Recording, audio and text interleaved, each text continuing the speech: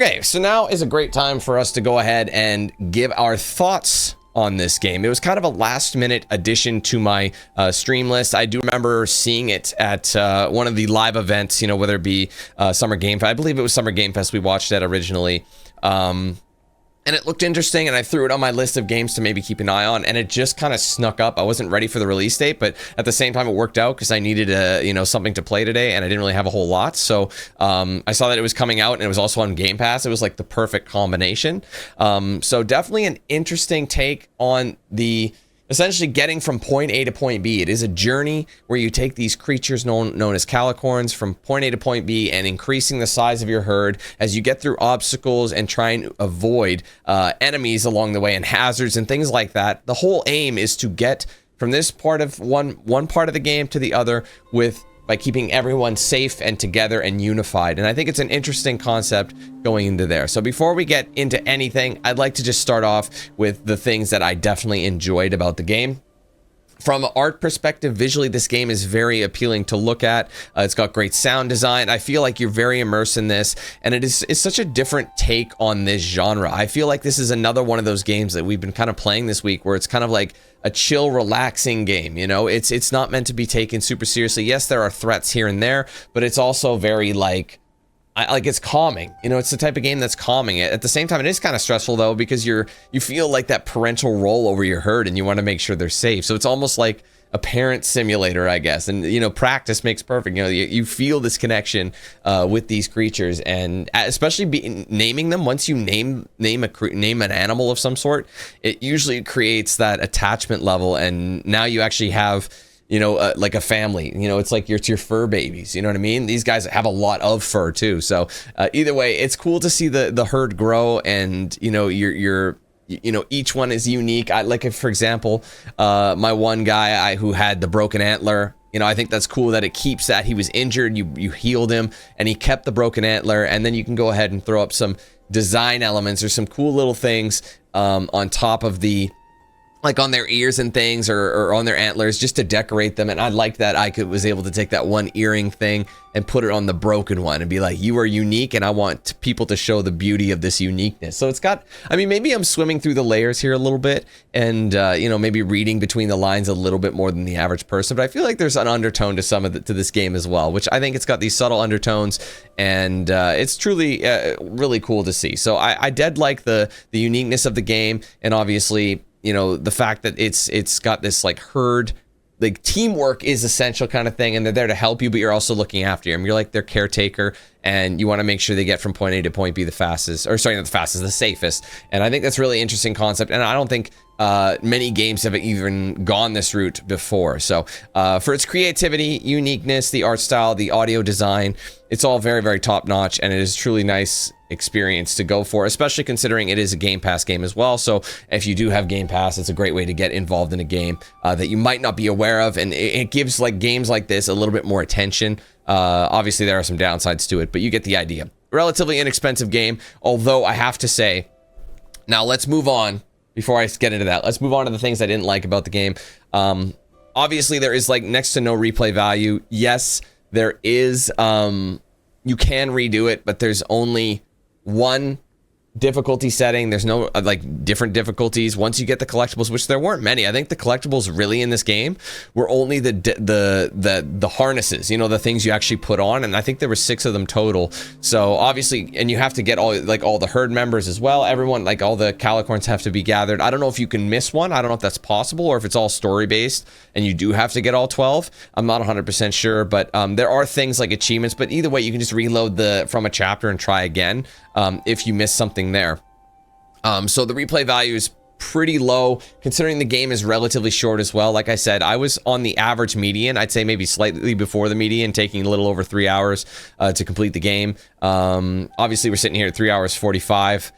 Finished with all achievements done, so there's no real reason for me to go back to this game. So I think that's going to be a big deterrent, is if you don't have Game Pass or an area that provides it via one of those services, buying the game, I believe it was 25 Canadian with a discount, so I think you're looking at maybe like US $20, which again, I've played games that were $20 US before and gotten way more time out of them, and there was more replay value. So I really got to give it that. So even though it's a beautiful art design, a beautiful art experience, it's not going to have the replay value.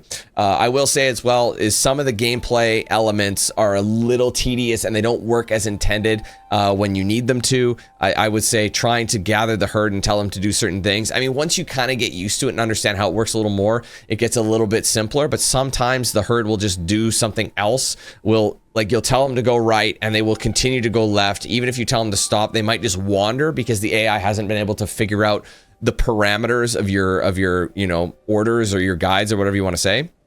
So a lot of times there have been circumstances where I felt like, some of my calicorns were like walking towards the end of a cliff and they slipped off. Mind you, they didn't die or anything and I was able to save them, but it gave them that injury, you know what I mean? That could have been avoided because there's a lot of open space, which is nice, but a lot of the open space is completely useless. And I said this in the game we played yesterday, there's a lot of stuff thrown in there, but they're completely unnecessary and they make the game look really, really big when realistically, yes, you can literally go all the way over there and explore it, but there's nothing over there. Like a lot of it, you guys saw there's a lot of routes where I was able to just go straight down. I got all the achievements. I didn't miss a single thing. And there was a lot of areas I didn't actually explore because quite frankly, it's just visual design. So it's kind of like one of those things where it doesn't really want you to search through each one. It wants you to kind of instead just kind of go as the crow flies or as the herd runs in this circumstance. So just go your own routes, design, make it look like you're a free herd. So I understand that element, but again, in a game like this, it does make it look a lot smaller and you're getting a lot less for your money in that regard. So obviously with the game being smaller, and having those annoying commands sometimes, and they're very, very finicky. The camera angle can be tedious. Like when you want to tell your herd to walk slowly, you get locked in. You have to hold the R2 or right trigger, and then circle or B. And you have to hold those both at the same time. And when you do hold that, you're giving them the long-term command to walk as well as walk slowly. It does lock your camera down low. So basically, if you have a bigger herd, which you will eventually, is you're getting this really bad view from behind, and it's going to be hard to see where hazards are unless you tilt your camera up. So you're kind of left-handing it. You're getting like you're trying to steer with it's like you're trying to steer with your finger on this side, and you're using your left thumb to get the camera back down, as well as tilt it back up. Do you know what I mean? It's a weird feeling. So I feel like some of the controls areas are kind of annoying in that regard. So definitely kind of frustrating at times. I mean, yes, it's tolerable, but those are just some things to keep in mind. Thank you for the super chat, Justin. Excuse me. I appreciate that. So let's just summarize what I thought about this, given what I've said so far. So obviously, visual and audio design is fantastic. Beautiful looking game that focuses on an art style. Definitely a unique premise. You actually feel for these animals, especially as you name them. There's a uniqueness and there's a bonding experience where there actually is a connection. And it does make you feel like there is purpose to my journey instead of just going from point A to point B. Obviously, some of the unique elements, I don't think I've ever played a game where I'm actually herding animals, and that's the sole purpose of the game.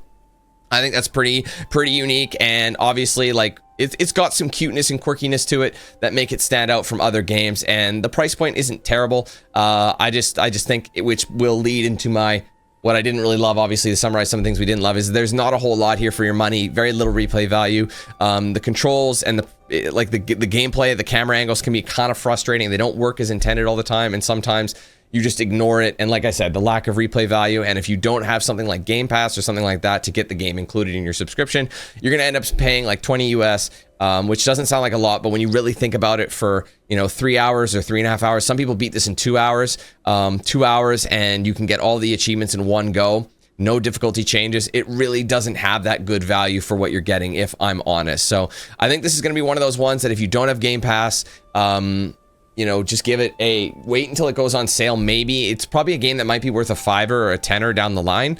And if you're an achievement hunter, obviously the perk is that you can get achievements relatively simple, and it's not a hard thing. So if you like getting achievements or trophies or whatever, easy for you. You can have it in a few hours. But for those that want value with their game and they feel like they want to spend something that is actually worth their time, you might find the value isn't really here for what's here. Still a really cool and unique, quirky, cutesy game that I think people should try out if it goes on sale, or if they have Game Pass or something of the like, then it makes a ton of sense to play it. But right now, it's just at that weird spot, you know what I mean? So based on all those things, I think a fair score for this game is going to be a 7 out of 10. I think it does a lot of things well. It's very fun. We had a good time naming our guys, and obviously, just creating our little posse, our family of these creatures. But it's just there's other things as well that there's a lot of smoke and mirrors with how big the game actually is, because it's really not that big, not much replay value, and you probably will be a one and done. I'm probably not going to come back to this game. So otherwise it would probably score higher if there was more to it, but 7 I think is fair, because it's definitely a unique enough game and everything works as intended for the most part, minus a couple of times or a few areas where it needs some tweaking. But other than that, 7 out of 10 I think is more than fair. So with that, guys, thank you so much for watching. I hope you enjoyed the stream today. If you did, be sure to leave a like on it. Comment your thoughts below, and don't forget to subscribe if you're new. Turn on the post notifications with the bell icon so you don't miss anything I put out here on the channel. Be sure to follow my socials, Facebook, X, Instagram, Snapchat, Discord. Those are linked in the description. If you want to get yourself a shirt or hoodie of mine, there's a link in the description, also in better feature right below the stream. You can scroll down and see some goodies I have there, but ultimately just go to the website for the full range of products available on the web, or on the full product page, excuse me. Big shout out to all the sponsors: DXRacer, Bones Coffee, Ridge Wallet, Matter of a Tattoo. I use their products daily. Check them out for yourselves with the links in the description. Be sure to use my promo code JANKY3000 to save a checkout with them. If you guys want to send something to my PO box, there is a address linked, or just listed rather, in the description. Take a look at that if you want to send something my way. I will unbox it, open it on a social post or a live stream, whatever makes more sense for what's sent at that particular time.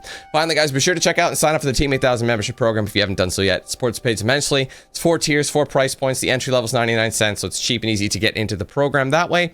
However, there are, like I said, other perks or other tiers with variety of perks, such as custom badges by your name, custom emojis using chat, exclusive video stream access, party and open lobbies, giveaways, discounts, and plenty more. We are obviously, well, I was gonna say we're working our way back up, but we did it. We cracked 400 members today. You guys have been absolutely awesome. So next thing, we're gonna go for 500. Try and go all the way back up to the highest amount of members we've had, which I believe was 664 or 662, somewhere in there. So we were close. I think 662 sounds accurate. I'll have to check. I have it written down somewhere, but hopefully we can get up to 500. Just keep working on it and see how many we can get. I appreciate it. If you guys want to join that program, there's a join button below the stream. There's a link in the description. There's also a section on my main channel page as well. If you guys want to send super chats, gifted memberships, or if you want to send super thanks if you're watching on live, you can do those with the $ icon that's next to the video/chat. Give it a click. You'll see those options there. If you are gifting members, though, keep in mind you can do 1 to 50 in a single transaction. Ultimately, gift as many as you want through multiple transactions, okay? Thank you guys so much again. I appreciate it. Hope you have a great rest of your day, and hopefully we see you for some more content very soon. Catch you in the next one, guys. Take care. Peace. Who's the man with the plan? If you feel trouble wildin' wild on these violent and hit you 8,000. Wait a minute, hold that style is dialed in. Goddamn Billy Jack, we still riding, tires flat. I hear them sirens, see shots flying, so we driving, fire back if they ain't vibing. Lie with that, got me dressed up in all black. What up? Hood up, and I see them haters try to run with us. They gon' need inhalers. Gotta breathe them hard just like Darth Vader. Players, grab your respirators. Night invaders get lightsabered. Mask on for the shooters, move like trash to bed intruder. Got that Glock and got them woofers. Just press play, I'll keep it moving. Who is not? Still you damn fools. Keep it fresh like canned food. There ain't nothing we can't do, so tune into that damn kill. Yeah. It was never, ever a game.